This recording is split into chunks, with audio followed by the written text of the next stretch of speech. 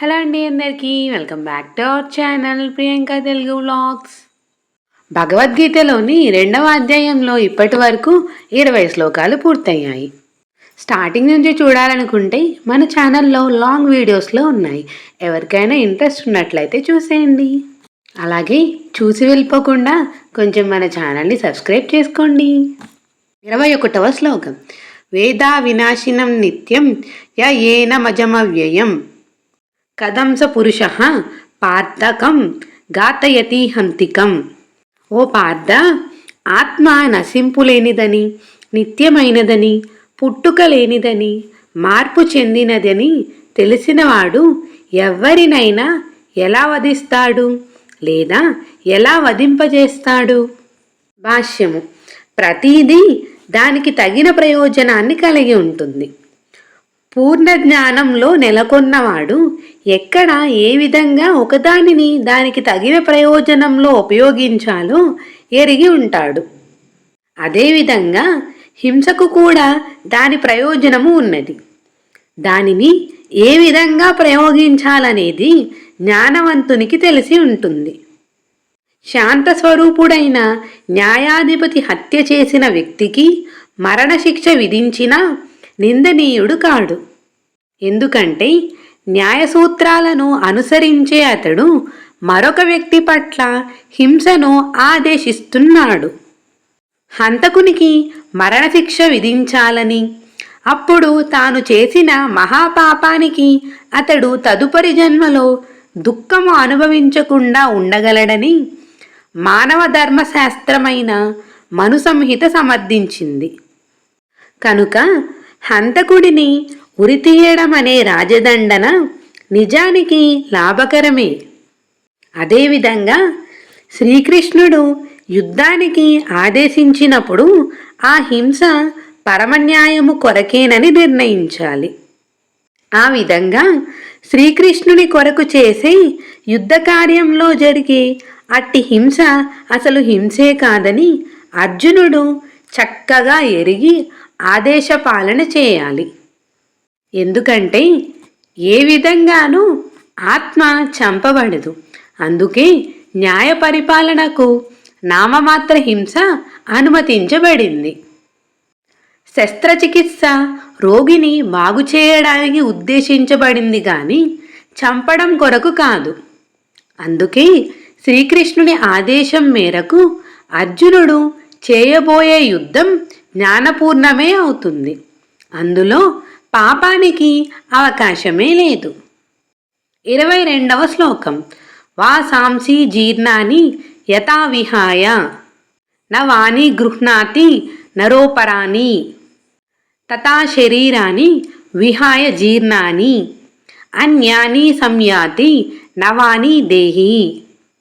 మనిషి పాత వస్త్రములను విడిచి క్రొత్త వస్త్రములను ధరించినట్లుగా ఆత్మ ముదుసులవి పనికిరానివి అయిన దేహాలను విడిచి క్రొత్త భౌతిక దేహాలను స్వీకరిస్తుంది. భాష్యము. వ్యక్తిగత ఆత్మ దేహం మార్చడం అనేది అంగీకరించబడిన యథార్థము.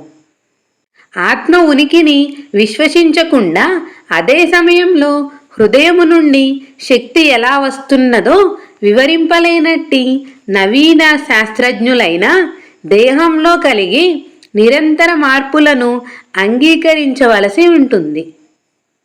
ఆ మార్పులు పసితనము నుండి బాల్యము వరకు, బాల్యము నుండి యవ్వనము వరకు, తిరిగి యవ్వనము నుండి ముసలితనము వరకు కలుగుతూ ఉంటాయి. ముసలితనము నుండి మార్పు వేరొక దేహములోకి కలుగుతుంది. ఇది గడిచిన శ్లోకంలో ఇది వరకే వివరించబడింది. వ్యక్తిగత ఆత్మ వేరొక దేహంలోకి వెళ్ళడము పరమాత్ముని కరుణచే సాధ్యపడుతుంది.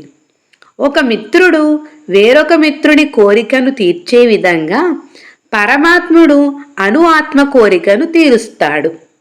ముండకోపనిషత్ అలాగే శ్వేతాశ్వతరోపనిషత్ వంటి వేదాలు ఆత్మను పరమాత్మను ఒకే చెట్టుపై కూర్చున్న 2 మిత్రపక్షులతో పోల్చాయి.